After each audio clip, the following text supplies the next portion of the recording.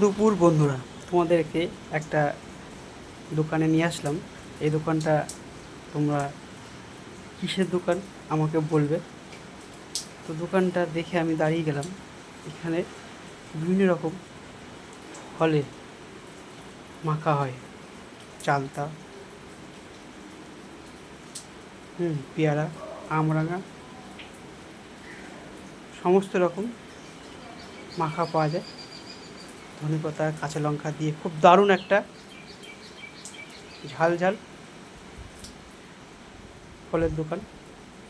খুবই সুন্দর, মাখিয়ে দিলে দারুণ লাগে। আর এই দোকানে কারা বেশি ভিড় করে তোমরা আমাকে কমেন্টে জানিও। ছোট্ট একটা ভিডিও তুলে ধরলাম তোমাদের সামনে। ভালো লাগলে তোমরা আমাকে কমেন্টে জানিও। থ্যাংক ইউ বন্ধুরা।